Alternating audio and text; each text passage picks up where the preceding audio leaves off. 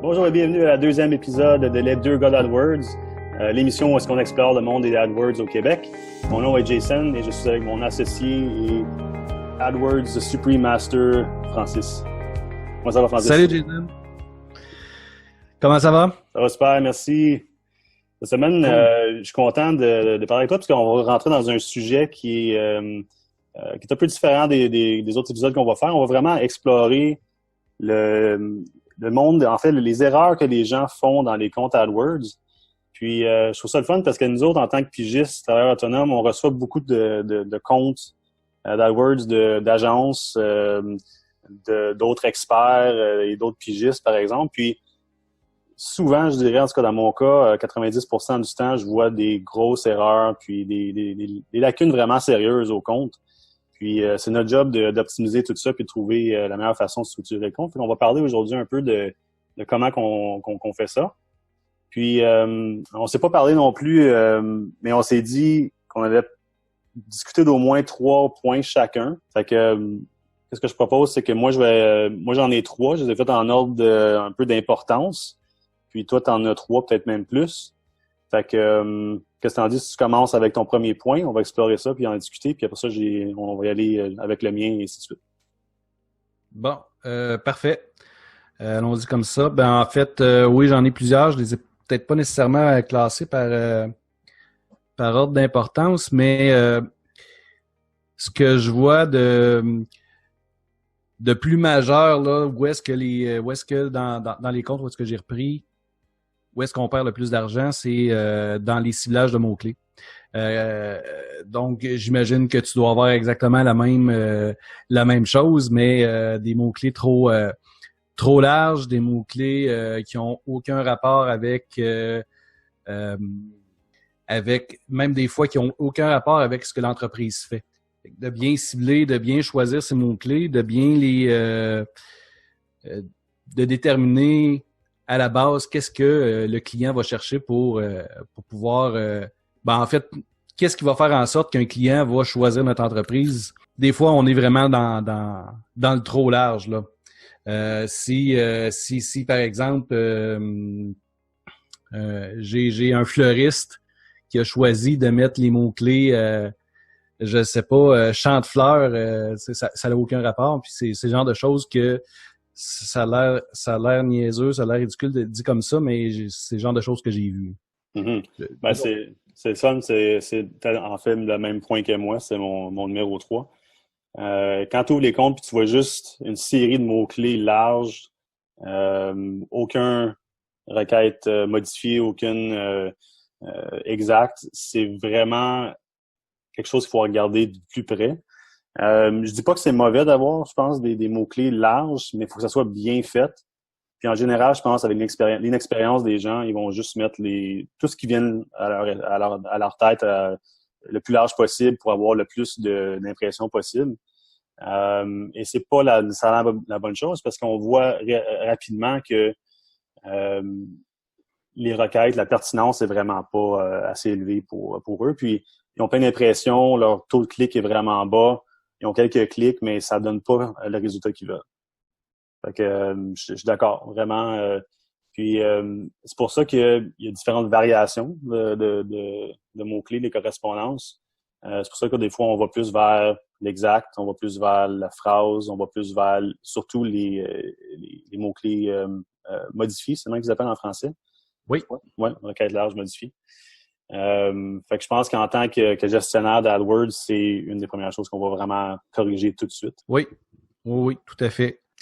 Ton top 2 ou ta première à toi, ce serait quoi?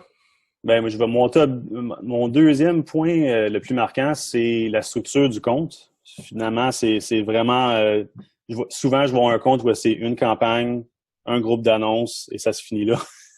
Oui. C'est surtout des petits comptes. Mais il y a une raison pourquoi il y a une structure au compte AdWords. On va peut-être pouvoir aller dans ce sujet-là plus loin dans le podcast ou un prochain podcast. Mais t'as des campagnes, ensuite ça va groupe d'annonces. Ensuite, en dedans du groupe d'annonces, tu as des mots-clés et tes annonces. Et quand tu as trop de mots-clés dans un même groupe d'annonces, ça va pas faire une bonne job. c'est vraiment, vraiment important de grouper, de mettre ça en groupe de thèmes. Donc, il n'y a pas vraiment de limite, je crois, à des groupes d'annonces qu'on peut avoir. Mais il faut vraiment, vraiment regrouper ça en thèmes, les mots-clés dans un groupe d'annonces pour pouvoir bien cibler les annonces en tant que telles. Oui, absolument.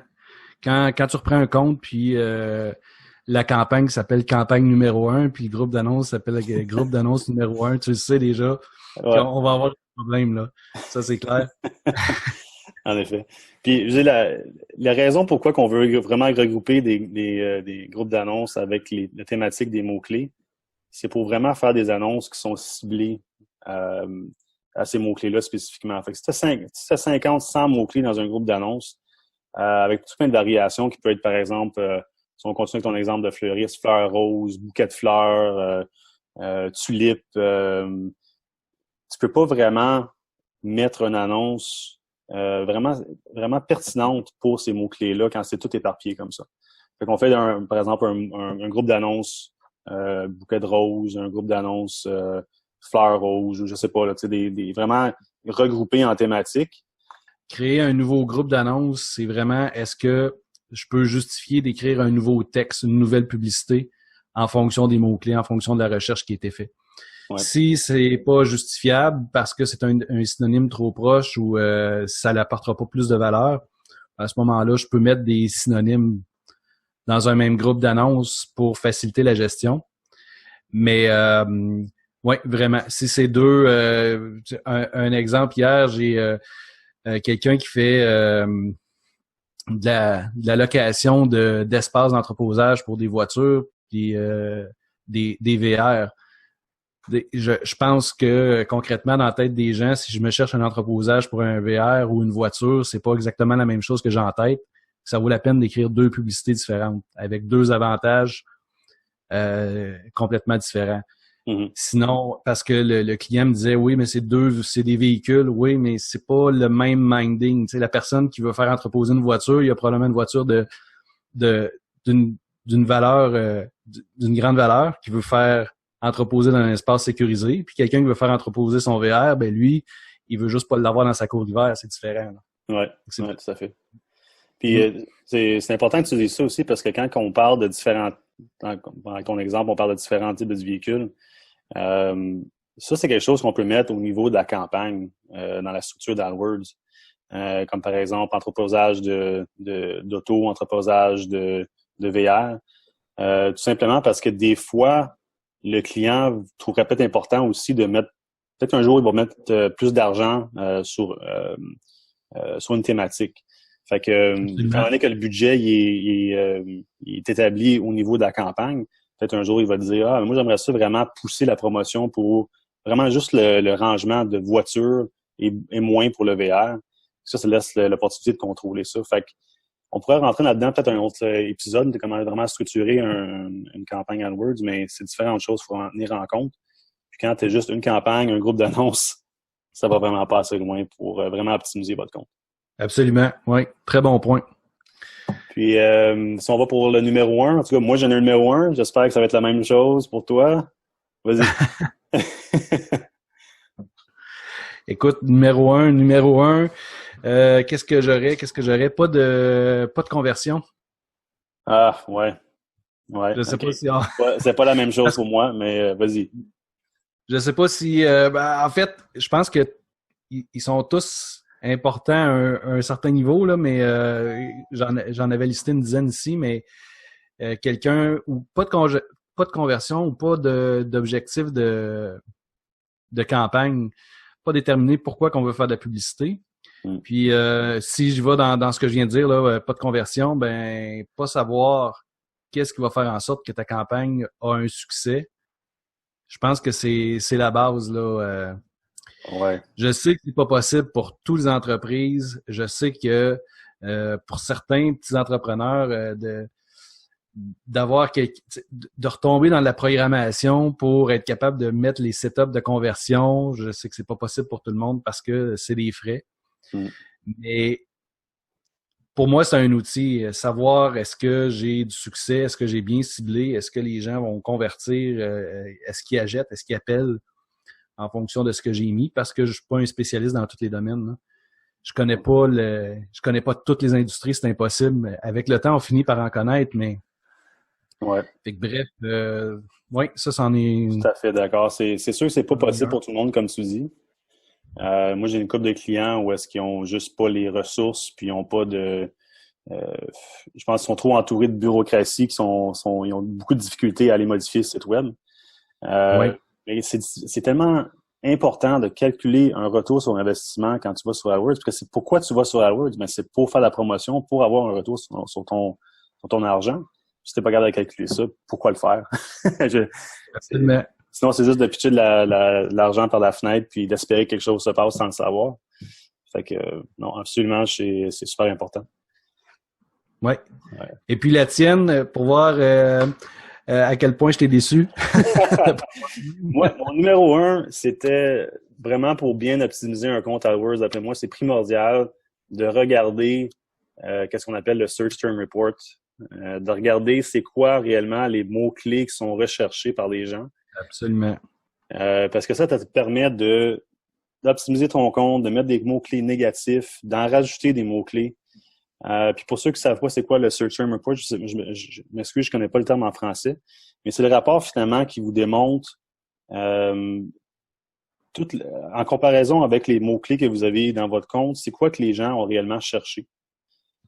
Donc, par exemple, si vous aviez fleuriste à Montréal dans vos mots-clés et quelqu'un a cherché fleuriste Montréal près de moi, tu verrais qu'ils ont cherché ça, puis ensuite ça te permettrait de faire quelque chose avec cette requête-là.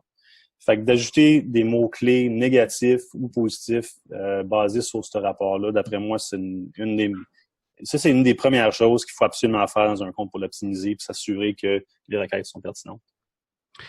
Vraiment, vraiment. Puis oui, c'est quelque chose que je fais tellement machinalement maintenant que mais c'est vrai, d'aller vérifier, de se donner la peine de voir qu'est-ce que les gens vont vraiment taper.